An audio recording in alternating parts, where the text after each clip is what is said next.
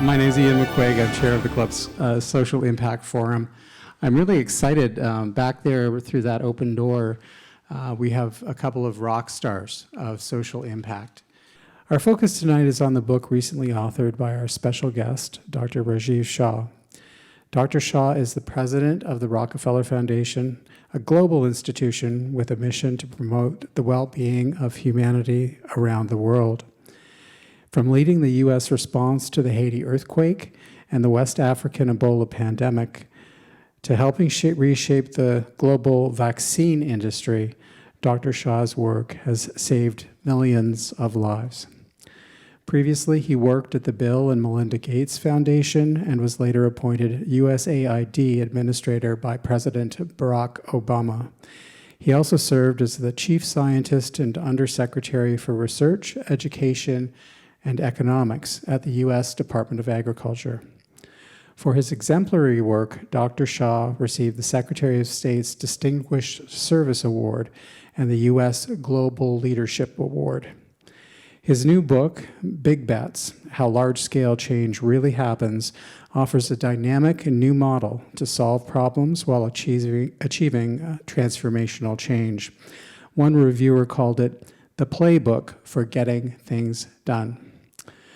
Our moderator for this evening is Marnie Levine, until recently Chief Business Officer at Meta. Previously, Marnie served in the Obama administration as Chief of Staff of the National Economic Council at the White House and Special Assistant to the President for Economic Policy.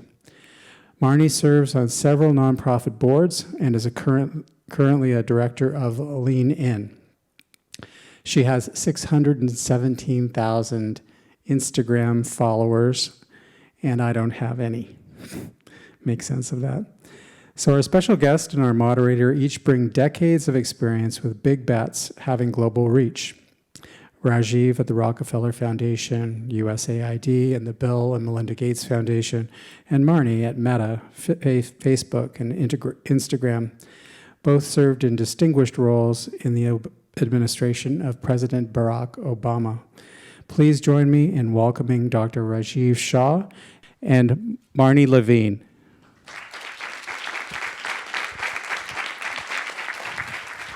Thank you, Ian.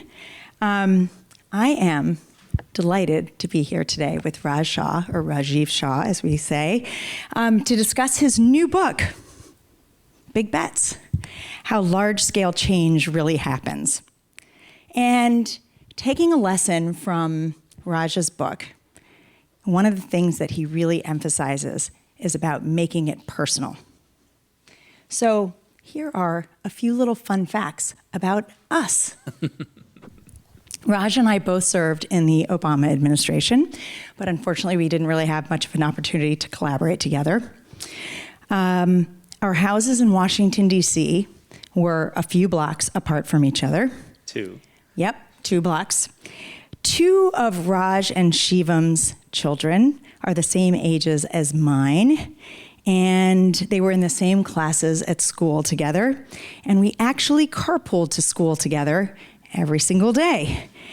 And in the words of somebody who you might know, Hillary Clinton, who said that it takes a village, that's what I think of when I think of Shivam and Raj, because I truly don't know how during those years where we both served in the Clinton administration, in the Obama administration, and Phil and Shivam were also working, how we would have kept it together unless we had been able to lean on each other to feed our kids,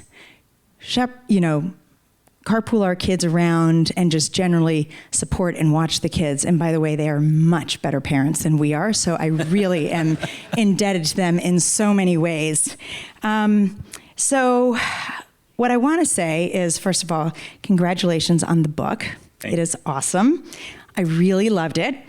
And I loved it not just for the fascinating examples of the big bets that you shared, or the very insightful and actionable lessons that you shared, but I loved how open you were about your mistakes along the way.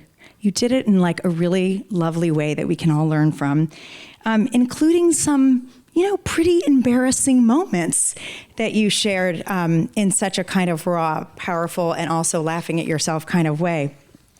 And, although this is not a memoir, an interesting feature was the glimpse that you gave us into your family life and your marriage. And in describing your marriage, I have to say, it's clear that in addition to the love that you share, am I really embarrassing here? Yes. You and I'm making it personal, you and Shivam have a real partnership, like a partnership that should truly be celebrated. And on that alone, it's worth reading the book for. You both have largely oriented your careers towards making big bets and have been very focused on having social impact on a very broad scale. And you give us a window into how you've supported each other in achieving your personal, your professional, and your collective goals. And so for me, this book was inspiring on many levels, and I thank you on behalf of everyone here and all the people who will read this book for pulling back the curtain in the way that you did, for your thoughtful reflections, and for allowing yourself to be vulnerable with the mistakes that you've made and not letting those stand in the way of the pursuit of the ultimate big goal. And so with that, Raj, let me start by asking you, why did you write this book? Okay. First, just thank you, Marnie, for doing this. As you all now know, Marnie and I go way back, and we are definitely villagers together, helping each other through life and work and family. And it is special to have Shivam here today. Thank you for being here, and thanks for those lovely comments about us. Actually, I wrote the book because, I really feel I've had a bunch of unique experiences. Some might have been deserved, but many just sort of happened. And through those experiences, I got to see how some extraordinary people create the kind of transformational change in communities and in our world that just inspires you to be more ambitious on behalf of humanity and be optimistic about the world we live in and be someone who wants to make the world more just, more fair, and more equitable.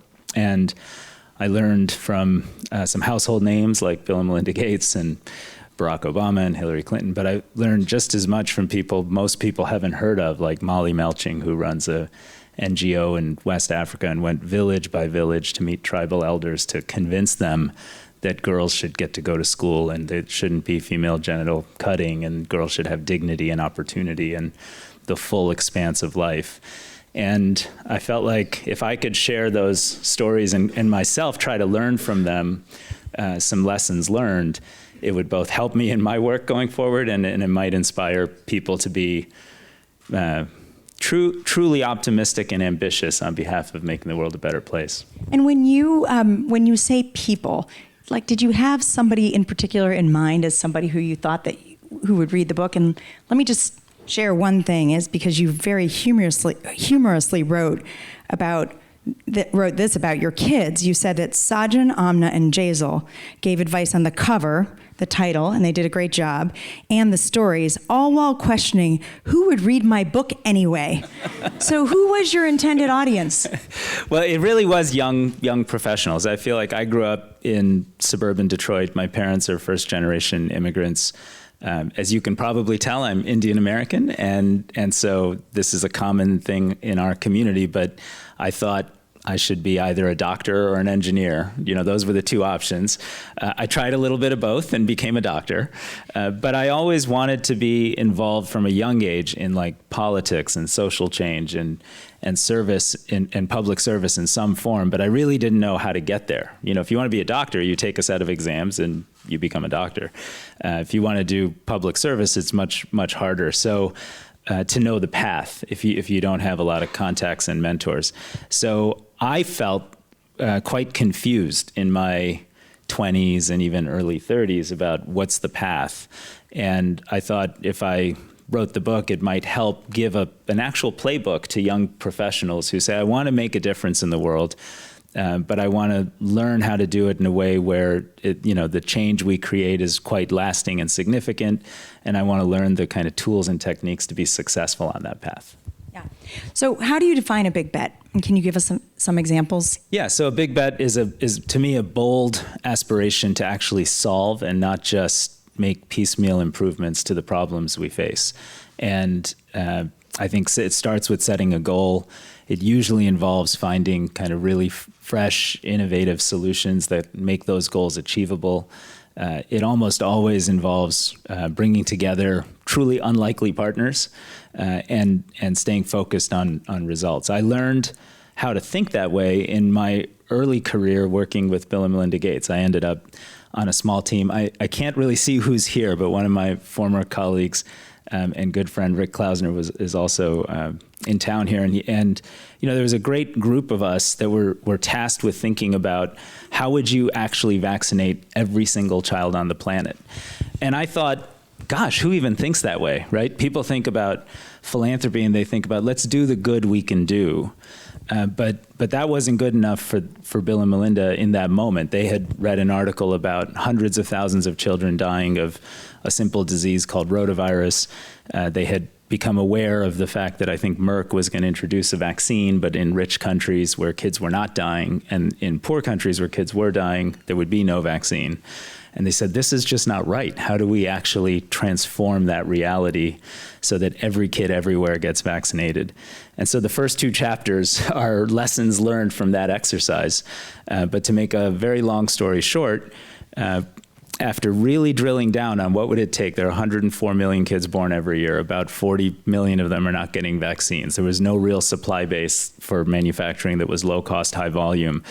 That the financing system was broken and just in time and very last minute and needed to be re-architected.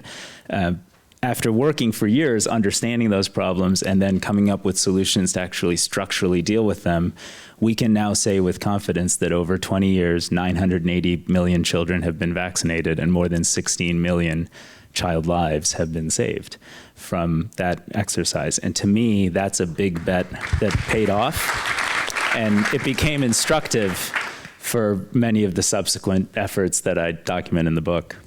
So it feels like that was the first time where you really allowed yourself to think like that this is like a true big bet, and this was something that you decided that you were going to pursue. But one of the things that you also talk about is the aspiration trap, and I wonder if you can define that a little bit, because it seems important to.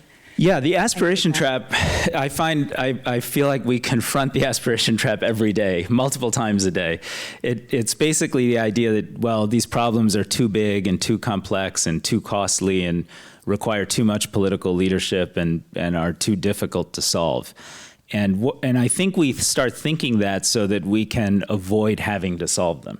So it becomes, I run the Rockefeller Foundation. A lot of people approach me and say, okay, well, this is too complex to solve, but you can do some good here, if you do this. And that's good. It's good to do good. I'm for it. But in the context of actually selecting big global challenges where you can actually craft a strategy to solve a problem over time, that's different, and it requires breaking out of that aspiration trap. And in fact, the first chapter of the book that is called Ask a Simple Question, because I felt in those early days with the Gates team, Bill would ask us constantly, what does it cost to vaccinate every child? And a lot of experts would say, well, you can't think about it that way. It's too complicated. You have to think about human resources and vaccine delivery and cold chain and 70 countries around the world. And it's just very, very complex. But if you didn't know the unit cost of vaccinating one kid, you couldn't imagine how much you might have to raise to vaccinate 104 million a year for years and years and years. So the discipline of thinking that way is how you avoid falling into the aspiration trap. Okay. So you've had this fascinating career journey, and you sort of already alluded to this, but your upbringing seems to have led you down this path of becoming a medical doctor. And that was what your family from India seemed to value. So you became a doctor, but as you said, you could have become an engineer. That seemed to be sort of another path you could have taken. But you make a big, hard, and I would say courageous decision after getting your medical degree not to practice medicine and instead to work on a presidential campaign. Why? How did that go over with your family? And how did you then pivot from that to the Gates Foundation and know that it was the right thing for you to do? Well, so I always wanted to try politics. And so I went to Penn in Philadelphia for medical school and found myself volunteering on Ed Rendell, who was then mayor, on his mayoral campaigns. And through that, I had this experience where I met Al Gore at an event. And so I said, gosh, I should work on Al Gore's presidential campaign. So I asked all my professors. I had a scholarship at Penn because I was also doing a degree at the business school. And my professors, except for one, my professors were like, well, that's probably not a good idea. You have this scholarship. If you leave, you won't have that anymore, and you should be doing research and not running a campaign, not going on a campaign. So, but I had one person in that setting, one professor who was like, this is your dream, go for it. So I wrote letters to Gore's campaign, and wrote a couple of letters, got rejected twice, just to be a volunteer, not even to get paid. Yeah, all I needed was housing. And the campaign was in Washington, D.C., and it was struggling. So he shut down his D.C. campaign and moved it to Nashville, Tennessee. And a friend of mine said, now try again applying. So I did, and they said, okay, we won't pay you, but if you come, we'll find you housing. And so the day after my last set of board exams, Shivam and I got in the car and drove 14 hours from Philly to Nashville. I ended up spending 6 months living in Al Gore's best friend's mom's pool house in Belmead, Nashville, for those of you that are Tennesseans. And frankly, I thought I had just thrown my life away. I mean, I thought I had this image of I'm going to be changing American policy and inspiring a different future for our country. And in reality, I was the only volunteer who was over 16. So I had a car and a license, and I was driving these kids back and forth to the Nashville Public Library so they could do research on Al Gore's war against lawn darts in the 1980s. And so it didn't feel very productive. But one thing led to another. Oh, and then we lost the campaign. I mean, who would have thought? We actually won by votes, but that's not how it works here. And then I was just out of a job. And it just so happened that someone from that campaign was helping the Gates team, build their early team. And they were sort of looking for someone who knew a little bit about health and economics, but not too much, because they didn't want a real expert. They wanted more of an intern. And I got a job. And ended up staying with the Gates team for almost 8 years. That's amazing. Okay, so then you go to the Gates Foundation. It seems like you sort of found your groove there. You're working on a very big bet. And then you get this call from then Secretary of State Hillary Clinton, who offers you the job to be administrator of USAID. And tell us about that moment. Did you feel ready to lead that agency, and did you have imposter syndrome? Well, so I actually started in the Obama administration, the Department of Agriculture, and then started working with Hillary Clinton and a few others on an effort to fight hunger on global scale. And for those of you that remember, in 2008, the financial crisis correlated with a big spike in food prices around the world. And as they often do, and about 100 million people have been pushed back into a condition of extreme poverty and hunger. So the cover of The Economist that year, and one of the issues, had a picture of a young girl who was eating what they called a mud cake in Port-au-Prince, Haiti. And a mud cake is exactly what it sounds like. It's cereal grain basically mixed with mud for more satiety. And so we and President Obama said, we're going to make a big effort to fight hunger by reinvesting in agriculture in communities around the world, and we're going to do this at scale. So I started working with Hillary on that project while I was at USDA, and then one morning my BlackBerry rang and it was Hillary, and she's like, President, I want you to run USAID. And to me, that was a dream job. I mean, USAID is America's international development agency, 12,000 people, at the time a $24 billion budget, now probably 10 or so billion dollars more, and a storied institution in terms of helping to address issues like hunger and health in communities around the planet. So I felt, to be honest, I felt prepared because I had done all this work at Gates. But I also felt prepared because there was so much I didn't know. and thankfully, I didn't know at the time. I didn't understand the role USAID played in leading these big humanitarian responses to emergencies around the world. I hadn't been as aware of the negotiations you do as leading USAID on behalf of elections and election monitoring and arguing with and convincing leaders to honor election results. And so in part due to ignorance and in part probably overconfidence, I certainly felt prepared at the time, only to have the Haiti earthquake happen on my first week on the job.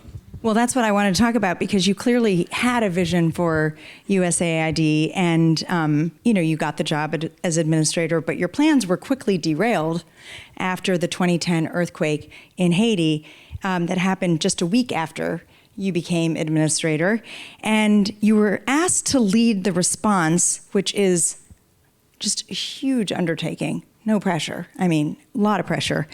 And you describe in your book how you walked into the Oval Office for the first crisis response meeting, and you overheard then Vice President Biden asking President Obama, whether he thought you were up to the job. And in fact, it sounded like then Vice President Biden actually had somebody else in mind who might be able to do this job better than you. And well, I mean, I just can't really even imagine what it's like to overhear that conversation. First of all, you're probably nervous anyways walking in there. And but how did that feel, and how did you respond? So it's funny. These things happen in life, right? So I was kind of the night of the Haiti earthquake. President Obama had called and asked me to lead the humanitarian response, and it was pretty tragic, and we knew that right away. In Haiti, 220,000 people were unaccounted for very quickly, which is an extraordinary number. 21 of 22 ministries had collapsed. And the UN organization, which was both providing security through a security force and would have led the humanitarian efforts, not only collapsed, but most of their senior leadership perished, people that many of us had worked with. And so it was an unbelievable tragedy and very little information coming out. So the president informed me I was going to be leading this effort the night prior.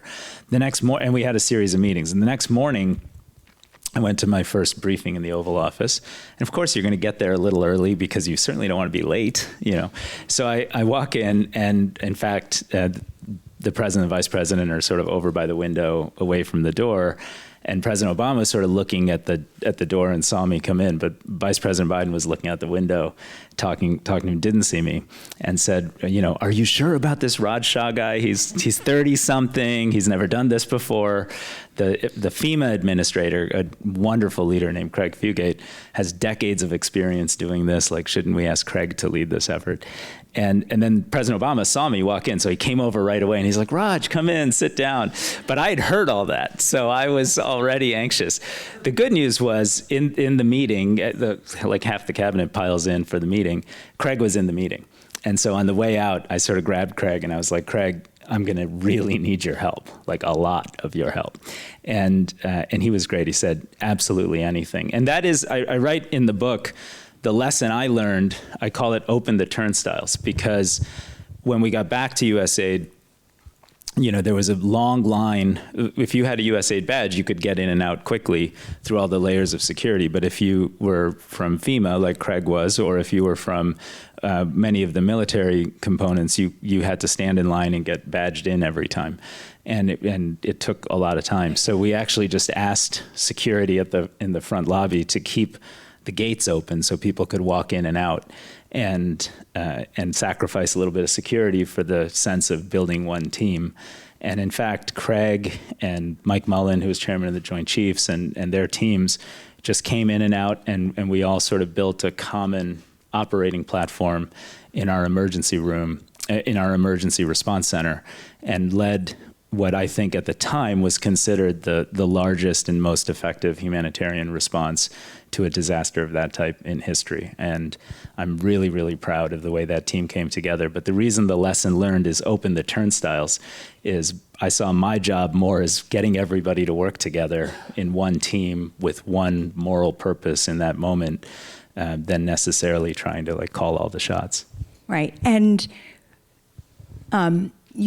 you probably, over the course of your time there, found yourself in the Oval Office and in other rooms like the Situation Room many, many times, and probably learned many lessons there too. Besides open the turnstile, like what are some of the lessons that you take from those sort of pressure-filled moments?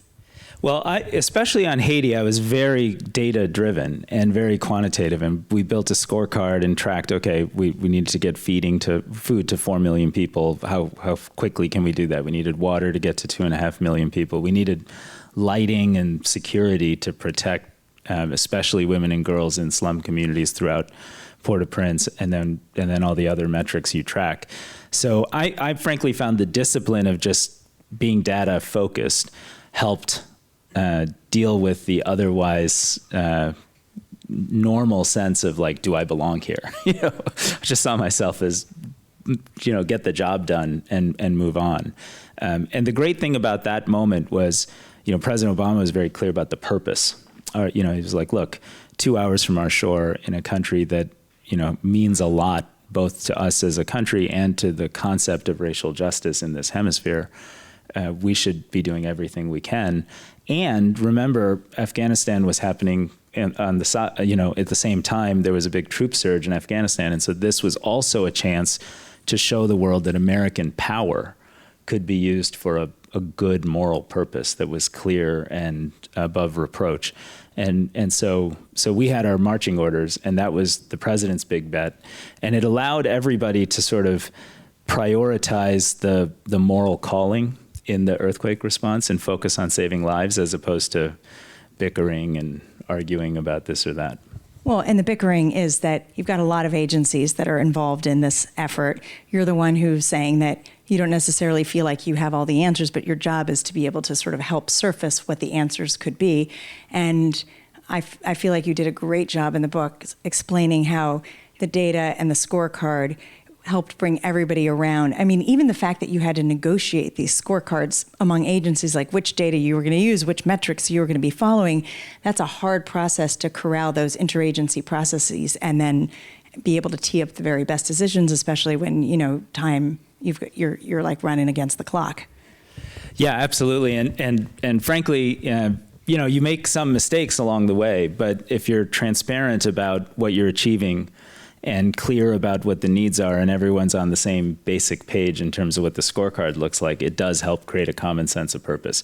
And I found, in the book, I talk about the Haiti earthquake in that context, the Ebola response in West Africa, also in that context. I found in these moments of really immediate crisis, people show up in a different way. They show up with an understanding that, okay, we have to save lives. We're doing it right now. There's no time to waste.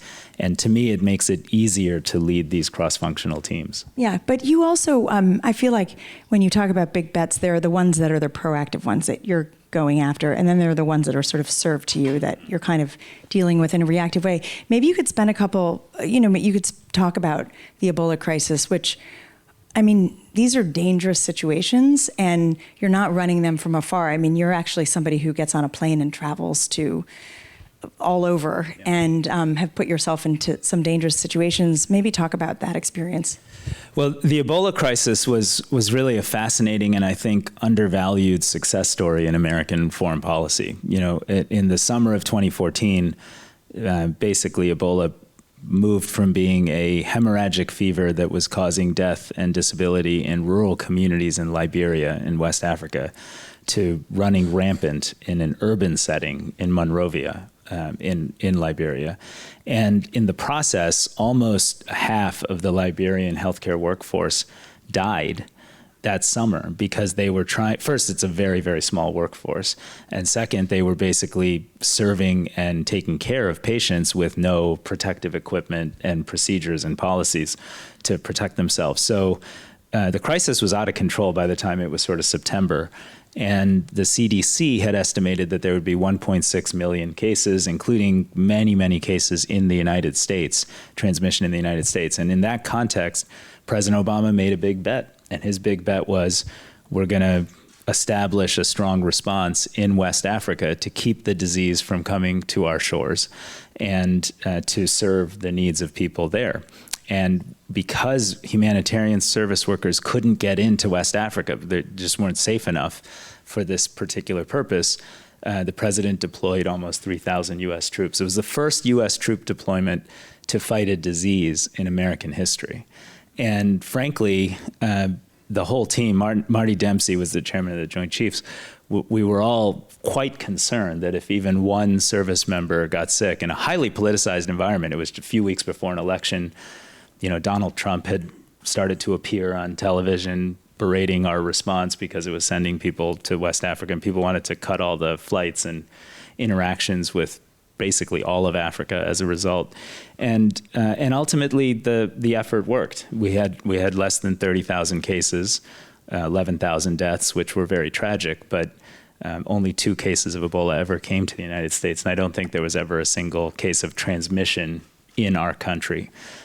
But it only worked because we were all willing to kind of experiment and build different data collection systems and do this in a really professional manner.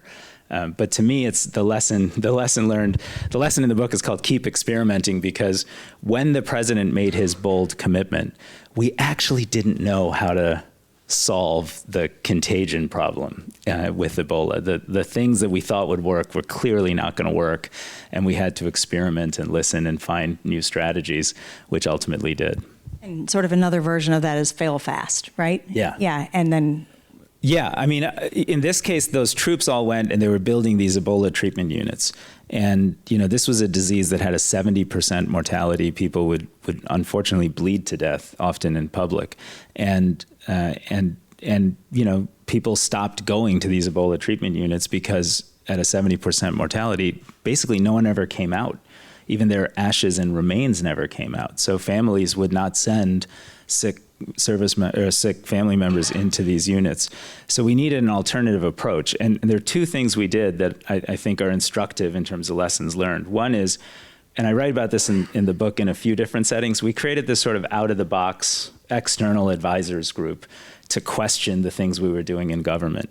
That group was super creative, had some superstar scientists on it, and would allow us to sort of rethink our assumptions and try new things.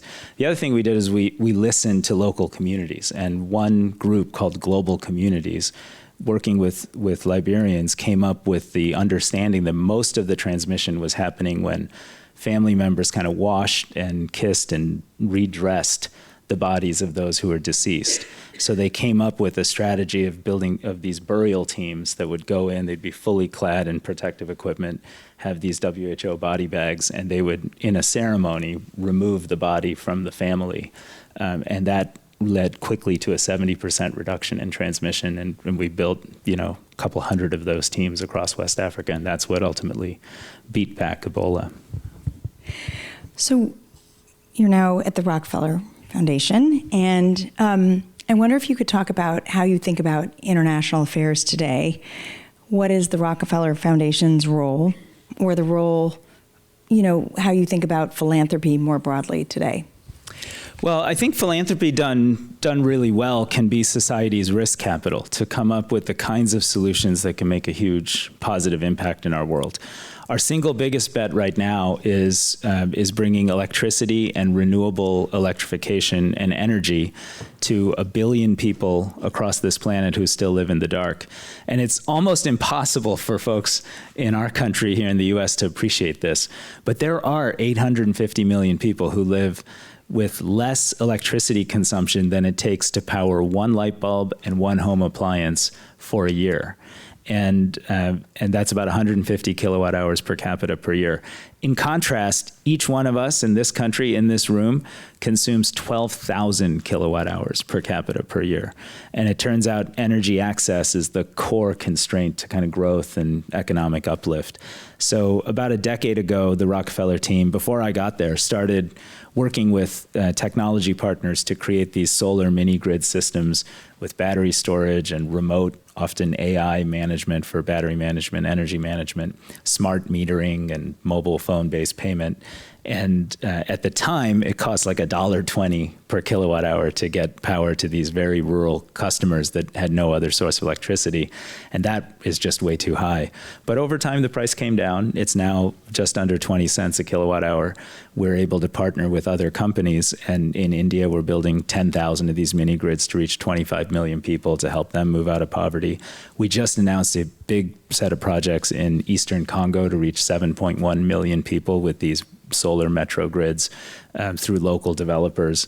And at this year's climate meeting, which is in about a month, we'll take about 20 countries together and aggregate their procurement for buying batteries and solar panels and technologies that can help them use renewable electrification to fight poverty, basically, and make sure that everyone has access to electricity. And I think it's such an exciting project because the alternative is basically coal and heavy fuel oil and diesel generators, all of which are more expensive and much more important, are incredibly problematic from a climate perspective. So that's our big bet. It's a super exciting effort.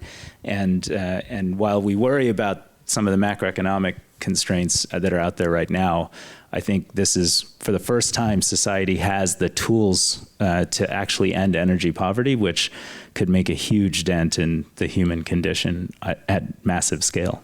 But one of the things you talked about when you talked about energy poverty was about how, in order to be able to bring other participants on board, other partners and stakeholders on board, you had to kind of reframe your big bet so that they could see themselves in the big bet. Can you maybe talk about that a little bit? Yeah, we did. Once we realized that this project, that we had kind of created a set of innovations that could potentially scale, and we started to get these commercial joint ventures underway in different parts of the world, we said, well, let's really expand this significantly. So we made the largest single grant we've made in the history of the Rockefeller Foundation, a $500 million grant to create this global energy alliance to reach 1 billion people and move them out of poverty. But we needed other partners. And so we approached both the Bezos Earth Fund and the IKEA Foundation. And through a lot of discussion and negotiation, they also each committed $500 million. So we raised about $1.5 billion for that effort. And to do that, their primary interest wasn't necessarily poverty reduction. It was primarily carbon emissions offsets. So we restructured the program to account for their focus. And in retrospect, I'm glad we did, because they're right that you can't just focus on those people who don't have access at all and achieve the right kind of long-term efficient energy system country by country.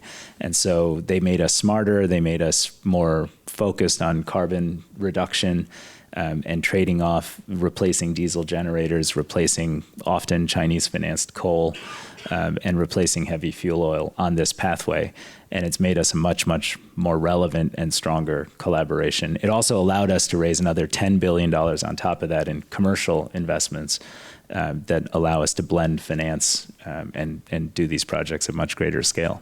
Yeah, and I feel like throughout the book, you really talk about your learning journey in terms of how to kind of present your big bet in a way that people are able to connect to it, and that you, along the way, found yourself in partnership with some people who you hadn't necessarily expected that you would be, some Republican members of Congress who you didn't necessarily think that you were going to be aligned with, but whatever the issue was, you were able to sort of find that common ground.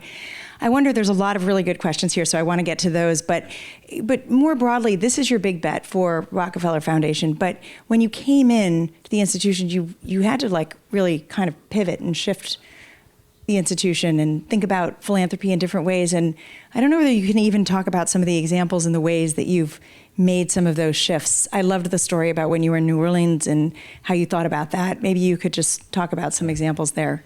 Sure. Well, one thing that's great about getting to run an institution like the Rockefeller Foundation is a lot of what we do is bet on other people's big bets. And I wanted to make the case that not every big bet is some big global project. In fact, the first project I took on when I started at Rockefeller was in New Orleans in support of a mayor there, Mayor Mitch Landrieu. And Mitch is this extraordinary person. I went to New Orleans to kind of review work the foundation had done in years prior, post-Katrina, to rebuild communities across the city. And whenever I went anywhere in New Orleans, Mitch would show up, and he would know like everybody in the room. He would know kids, he'd know their parents, he'd know their stories, he'd know what they struggled with, what they hoped for. And it was great to see how connected he was to the community he was serving. And that evening, we had dinner, and Mitch said, look, I've spent a couple of years convincing this community, working and listening, and getting people to a place where they want to remove 4 Confederate statues. And one was a big, huge statue of Robert E. Lee in the middle of this circle.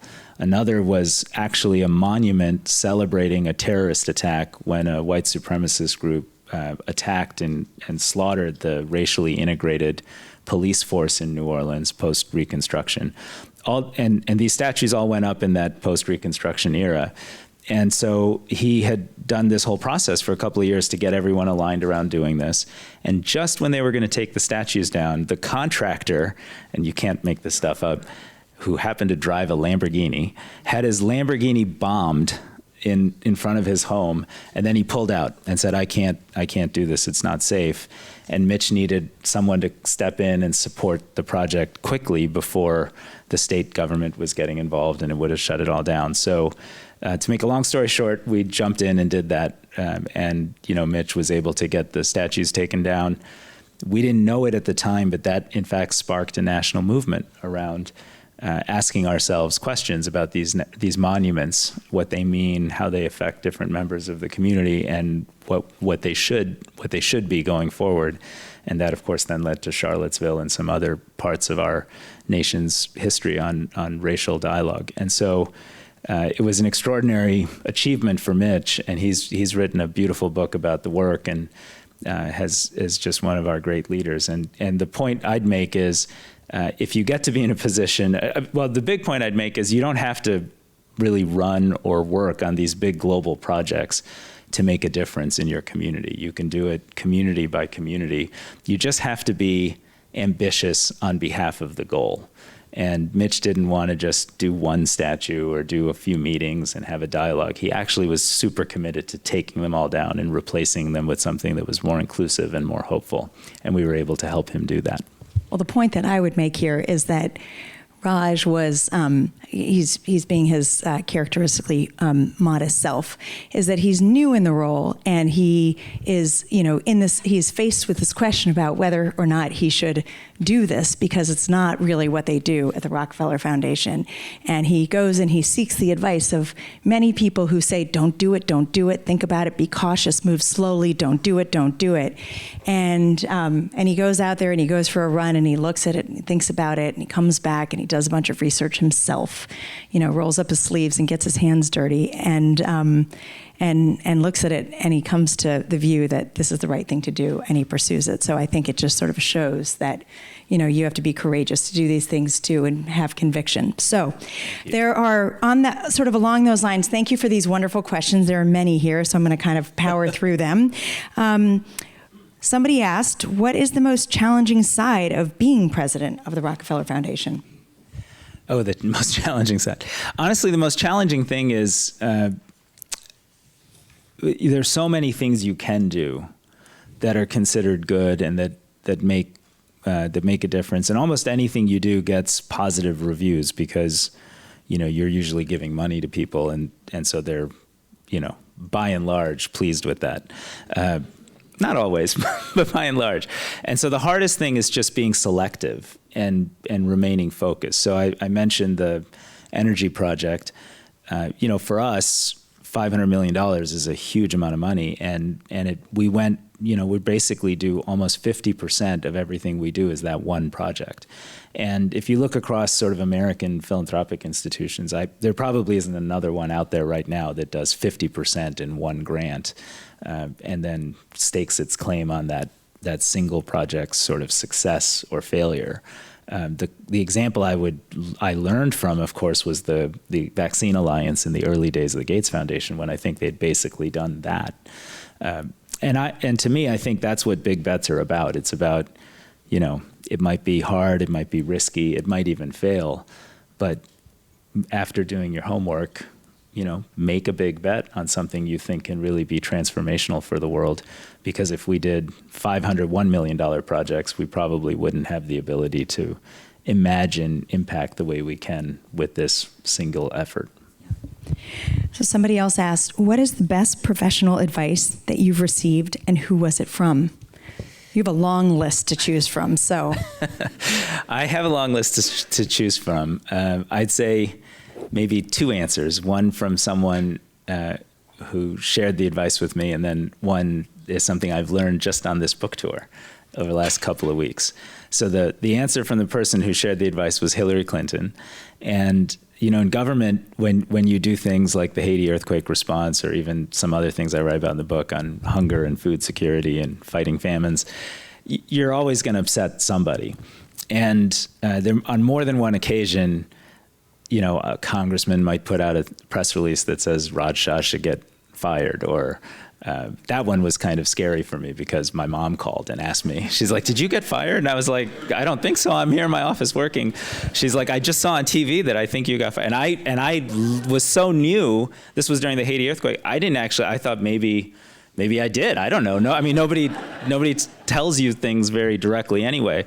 So I got super nervous, and I called Hillary, and I was like, "Can I come see you?" And she's like, "Of course." So I run over there to Foggy Bottom, and I sit down, and I was like, "This congressman put out this press release, and then CNN carried it about what's going on." And she's like, "Oh, he probably wants something. Just go meet with him." And I was like, "Okay," because I was shaken. And then she closes the door, and she's like, "Listen, this town's tough. I've been through a lot." I being Hillary, just toughen up and go deal with it. And when you're sitting there in that context, it turns out that Congressman wanted as family member or friend wanted a contract to remove rubble in Haiti. And our agency had not provided that contract, and didn't provide that contract. So, but anyway, the good news was I didn't lose my job. But the good advice I got was, if you're going to do things that involve risk, you're going to upset some folks, and you just have to be tough when you do that work and learn how to weather the criticism. The second thing I've really reflected a lot, just because on this book tour, I've gone to high schools and met with these young kids, and they have these amazing questions, and so they want to know, okay, how do you get these mentors and learn all these things? And it occurred to me that I got very lucky early in my career, that I ended up working with people. I think some of them are in this room, but like I said, I can't see. Oh, there's Rick right there. So one is Rick Klausner, who was my boss at the Gates Foundation for a while and has been a great friend ever since, and was on half of the out-of-the-box groups that I've talked about in the book. But folks like Rick and others, that taught me, and Bill and Melinda, that taught me how to think about, don't just settle for doing good enough if you can go the extra mile intellectually and analytically to try to actually solve problems. And I credit a lot of the book, the concept of big bets comes from those conversations and that set of collaborations together. And thankfully, they've been lifelong friends.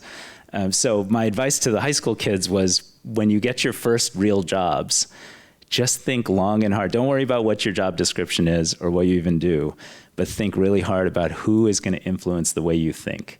Because the way you learn how to think in those early career experiences might very well shape how you think through much of your life. And I feel very grateful. Thanks, Rick, for being here. That seems deep and profound, but didn't you also counsel him to wear shoes that didn't have holes when he was meeting with the president of France? He didn't listen. Okay. Do you want to share that? Okay, I'll tell this story, because this is now we get to make fun of Rick. or me, I guess. But so we did this big project on vaccine bonds. And at one point, we just had to sell it to the French government. And President Chirac was the president of France. So I was in a meeting with Bill Gates, with President Chirac. And I was young. I was like a couple years into my career at the Gates Foundation. And we had bought some new clothes for the meeting because I was like, what do you wear if you're meeting with President Chirac in the Élysée Palace and you're pitching your idea? And I'd bought new shoes, but I'd left them in Seattle. And the shoes I had actually were scuffed up and had a hole in them. And so I told that. And so anyway, we go through the meeting. The meeting goes fine. The good news is the French government actually led this effort, and it worked spectacularly well. And after the meeting, I was hanging out. I called Rick on my phone, and I said, "Well, what did Bill say? What did Bill think? How did he think our meeting went?" And Rick is like, "Oh, Bill thought substantively the meeting was great, but he was quite annoyed with you and frustrated with you." And I'm thinking, oh my God, because back then all I really wanted was Bill's approval and Rick's approval, all this stuff. And he's like, well, he said he thought for meeting the president of France, at the Élysée Palace, you should have not had shoes that had holes in them. And I was like terrified. And then a moment later, he just starts cracking up because, of course, Bill didn't say that, but he knew that I was sensitive about it, and we were just making fun of each other. Okay, the questions are rolling in. There are so many here. So we're going to give shorter answers, and I'm going to go through all these because the mark of a good time is if you got to ask your question. So would you constitute what Mackenzie Scott is doing a big bet?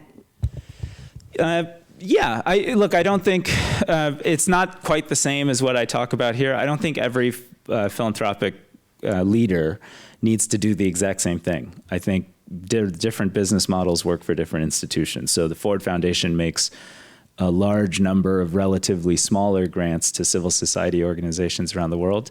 I think it's fantastic, and that's a great fit for their model. I love what Mackenzie Scott is doing, where she says, look, I'm not going to try to build a team that's doing the analytics around how do you solve homelessness at scale, but I am going to find the 4 or 5 people that I think are doing it best and just give them massive and significant resources relative to what they have and wish them well. I think that's a bold and courageous model, and I think it's outstanding that she's doing that. Okay, what's the strategy to ensure equity and justice are at the center of all international health initiatives?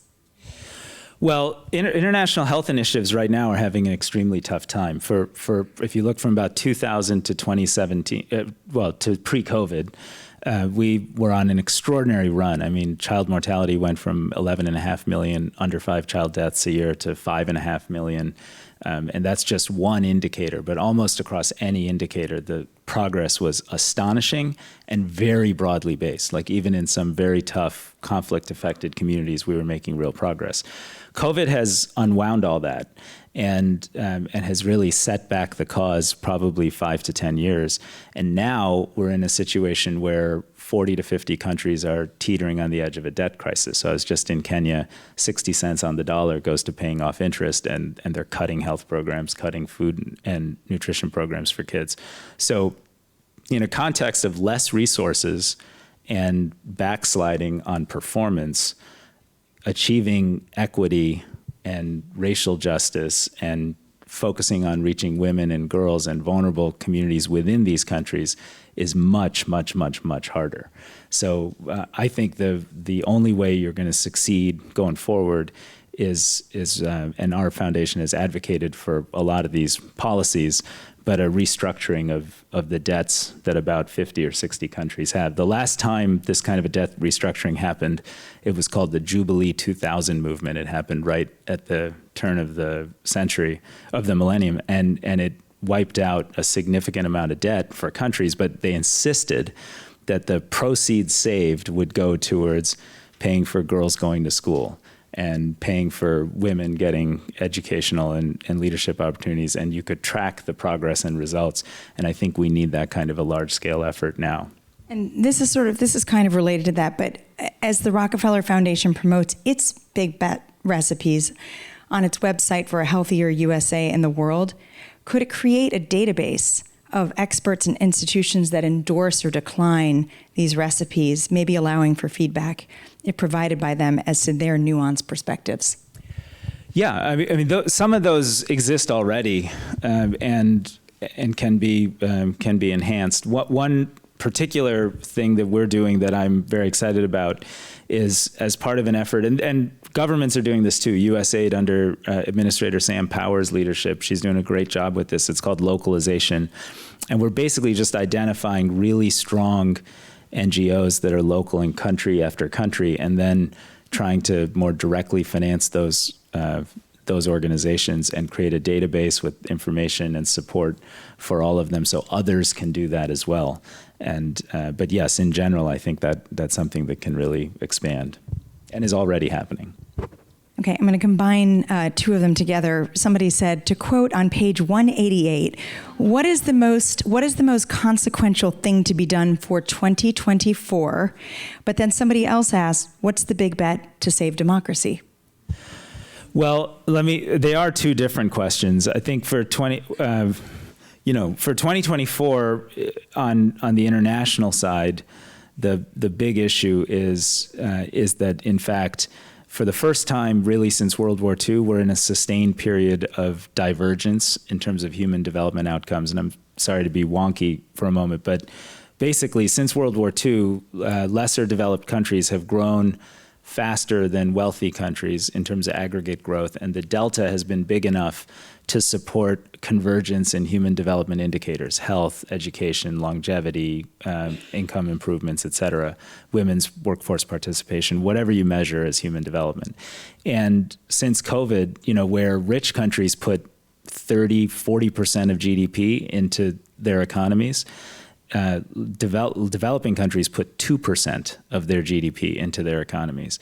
And the divergence that has caused has been extraordinary. And today we're subsidizing massively greening the economies in wealthier environments, and most developing countries don't even have meaningful access to, say, renewable energy technology. So to me, there's a macroeconomic deal that has to happen, which is why the debt relief program and some of the other things we've pushed on that front are so important from a financing perspective. On the democracy side, I'm sure everybody has an opinion about that.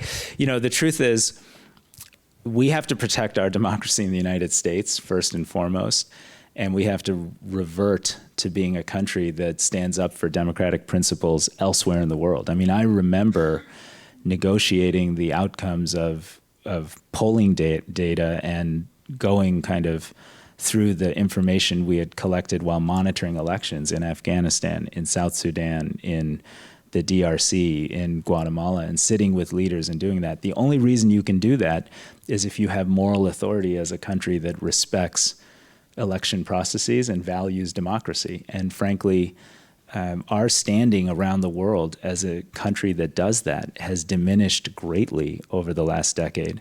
And without getting deep into U.S. politics, it is inexcusable that we continue to elevate people who very vocally undermine the sanctity of our own democratic processes. So I think we have to reestablish American moral leadership on democracy and get back into the business of making sure that we're communicating and engaging in diplomatic efforts around the world to promote democratic processes based on that authority.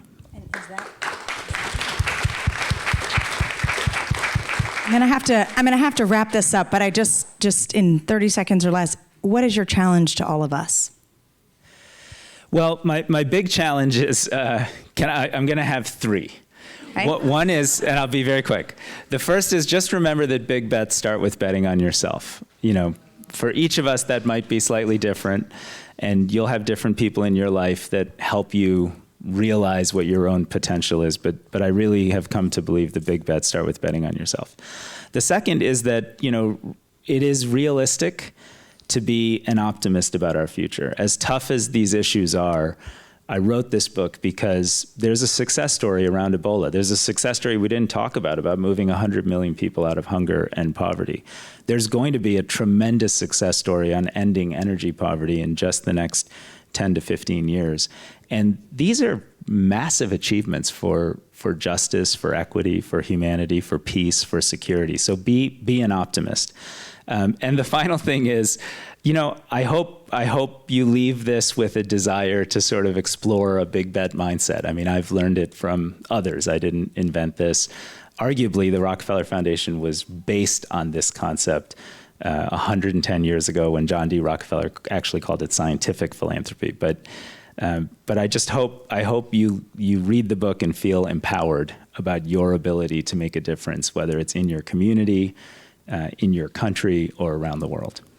So bet on yourself and really sort of go for it. Are really the things to do here, which I think is, and remain an optimist, which is also very important. Really want to thank you, Raj Shah, president of the Rockefeller Foundation and author of Big Bets. We encourage all of you to pick up your copy of a book. I say yours because it's like sitting there waiting for you to get a copy of the book here or at your local bookstore. And if you'd like to support the Commonwealth Club's efforts in making virtual and in-person programming possible, please visit commonwealthclub.org/events. I'm Marnie Levine. Thank you and take care. Thank you.